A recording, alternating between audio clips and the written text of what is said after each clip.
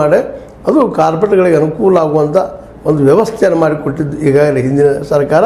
ಅದಕ್ಕಿಂತ ಮುಖ್ಯವಾಗಿ ಅಧಿಕಾರಶಾಹಿ ವರ್ಗದವರು ಈ ಕೆಲಸದಲ್ಲಿ ಯಾರ್ಯಾರಿದ್ದಾರಪ್ಪ ಏನು ಇವರು ಆ್ಯಕ್ಚುಲಿ ಎಷ್ಟರ ಮಟ್ಟಿಗೆ ಈ ಒಂದು ಹಿಂದಿನ ಸರ್ಕಾರಕ್ಕೆ ಹೆಲ್ಪ್ ಮಾಡಿದ್ದಾರೆ ಅನ್ನೋ ಸಹಿತ ಅವ್ರ ದಾಖಲೆಗಳು ಸಿಗುವಂಥ ಸಾಧ್ಯತೆಗಳೆಲ್ಲ ಇದ್ದಾವೆ. ಸಪೋಸ್ ಏನಾದರೂ ಜೂನ್ 4ಕ್ಕೆ ಇಂಡಿಯಾ ಈ ಒಂದು ಏನು ಸಂಘಟನೆ ಗೆತ್ತಪ್ಪ ಅಂತಂದ್ರೆ ಇವ್ರಿಗೆಲ್ಲರಿಗೂ ಏನಪ್ಪ ಅಂದರೆ ಕರೆಂಟ್ ಶಾಕ್ ಆಗುವಂಥ ಸಾಧ್ಯತೆಗಳಿದ್ದಾವೆ.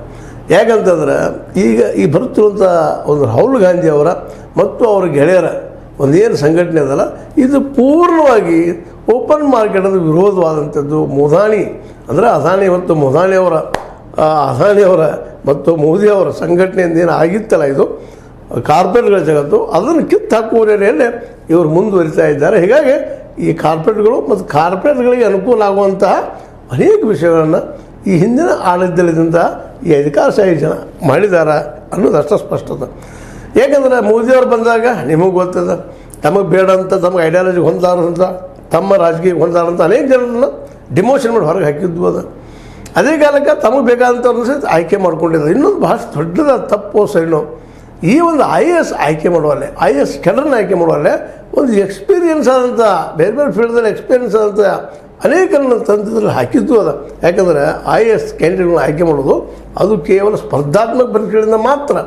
ಅದನ್ನು ಮೀರಿ ಈ ನಮ್ಮ ಮೋದಿಯವರ ಸರ್ಕಾರ ಯೋಗ್ಯರಿದ್ದರೋಣಪ್ಪ ಅಂತೇಳಿ ಯೋಗ್ಯತೆ ಹೆಸರ ಮೇಲೆ ಅನೇಕ ಅಧಿಕಾರಿಗಳನ್ನ ತಮಗೆ ಬೇಕಾದಂಥ ಆಯ್ಕೆಟ್ಟಿನ ಜಾಗದಲ್ಲಿ ಕೂಡಿಸಿಕೊಂಡು ಅವ್ರ ಕಡೆಯಿಂದ ಅನೇಕ ತಪ್ಪೋಸರಿಯುವ ಕೆಲಸಗಳನ್ನು ಮಾಡಿದಂಥವು ಸಾಕಷ್ಟು ಇದ್ದಾವೆ. ಇವೆಲ್ಲ ಇವತ್ತು ಹೊರಗೆ ಬರೋ ಸಾಧ್ಯತೆಗಳು ಭಾಳಷ್ಟು ಇದ್ದಾವೆ. ಯಾಕಂದ್ರೆ ಹೋದಲ್ಲೆಲ್ಲ ಬಂದಲ್ಲೆಲ್ಲ ನಮ್ಮ ಏನಪ್ಪ ಅಂತಂದ್ರೆ ಈ ಒಂದು ರಾಹುಲ್ ಅವರು ಸ್ಪಷ್ಟವಾಗಿ ಇವತ್ತು ಮಾತಾಡ್ತಾ ಇದ್ದಾರೆ. ನಮ್ಮ ಸರ್ಕಾರ ಕೇವಲ 10% ಜನರಿಗಾಗಿ ಅಲ್ಲ, ಈ ಸಮಾಜ ಅತ್ಯಂತ ಬಡವರು, ಅತ್ಯಂತ ಹಿಂದುಳಿದವರು, ಅತ್ಯಂತ ನೋವಿನಿಂದ ಬಳಲುವಂಥವ್ರು ಅಂಥವ್ರಿಗೆ ನಾವು ಸರ್ಕಾರ ರಚನೆ ಮಾಡಲಿಕ್ಕೆ ಹೊರಟಿದ್ದೀವಿ. ಕೇವಲ ಒಂದು 10% ಇದ್ದಂಥ ಜನರಿಗಾಗಿ ಅಲ್ಲ. ಯಾಕಂದ್ರೆ 90% ಜನ ಯಾರಿದ್ದಾರಪ್ಪ ಈ ದೇಶದೊಳಗೆ ಅಂತಂದ್ರೆ ಮೊದಲಾಗೆ ಈ ದೇಶದಲ್ಲಿ OBC, ನಂತರ SC, ST, ಮೈನಾರಿಟಿ ಇವ್ರು ಬಿಟ್ಟರೆ ಬಡವರಾದಂಥ ಮೇಲ್ಜಾತಿ ಜನರಲ್ಲೂ ಸಹಿತ ಅನೇಕರಿದ್ದಾರೆ ಬಡವರು. ಅವ್ರನ್ನೆಲ್ಲ ಕುಡ್ಕೊಂಡು 90% ಆಗ್ತದೆ. ಇದೆಲ್ಲ ಅಸಂಘಟಿತ ಕಾರ್ಮಿಕರಿದ್ದಾರೆ ಅಂತ ಅನ್ನುವಂಥ ಮಾತು. ಅಸಂಘಟಿತ ಅಂದರೆ ಸಂಘಟನೆ ಇಲ್ಲ ಅಲ್ಲೇ ಎಲ್ಲ ಕಾಂಟ್ರಾಕ್ಟ್ ಲೇಬರ್ಗಳಿದ್ದಾರೆ. ಇವರೆಲ್ಲ ಹೆಚ್ಚು ಕಡಿಮೆ ಅಸಂಘಟಿತ ಕಾರ್ಮಿಕರಿದ್ದಾರೆ. ಇವರು ಸಲುವಾಗಿ ಇವತ್ತು ಪಾಲಿಸಿಗಳನ್ನು ಮಾಡಿದ್ದೀನಿ ಅನ್ನುವಂಥ ಸ್ಪಷ್ಟ ಸಂದೇಶವನ್ನು ಹೇಳ್ತಾ ಇದ್ದಾರೆ. ಸಪೋಸ್ ಏನಾದರೂ ಇಂಡಿಯಾ ಆಯ್ಕೆ ಆಯ್ತಪ್ಪ ಅಂತಂದ್ರೆ ನಿಶ್ಚಿತವಾಗಿಯೂ ಈ ಒಂದು ಹಿಂದೆ ಮನಮೋಹನ್ ಸಿಂಗ್ ಮಾಡಿದಂಥ ತಪ್ಪನ್ನು ಈ ಸರ್ಕಾರ ಮಾಡಲಿಕ್ಕಿಲ್ಲ.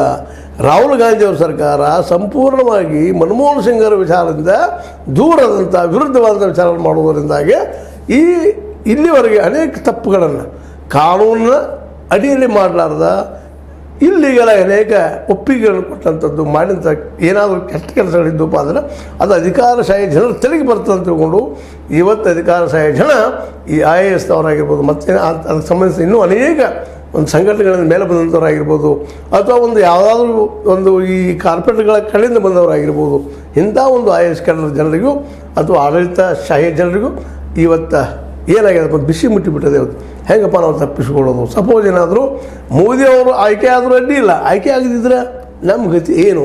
ಅದಕ್ಕಾಗಿ ಸಾಧ್ಯಷ್ಟು ಮಟ್ಟಿಗೆ ತಮಗೆ ಅನುಕೂಲ ಆಗುವಾಗ ಫೈನಲ್ ರೆಡಿ ಮಾಡ್ತಾ ಇದ್ದಾರೆ. ಒಂದು ಇಲ್ಲ ಅವರನ್ನು ಏನು ತಿದ್ದಲಿಕ್ಕೆ ಸಾಧ್ಯ ಇಲ್ಲಪ್ಪ ಅನ್ನುವಂಥ ಡಾಕ್ಯುಮೆಂಟ್ಗಳನ್ನು ಸುಟ್ಟು ಹಾಕುವಂಥ ಪ್ರಯತ್ನ ನಡೆದಿದ್ದಾವೆ ಅನ್ನುವಂಥ ಆರೋಪಗಳು ಕೇಳಿ ಬರ್ತಾ ಇದ್ದಾವೆ.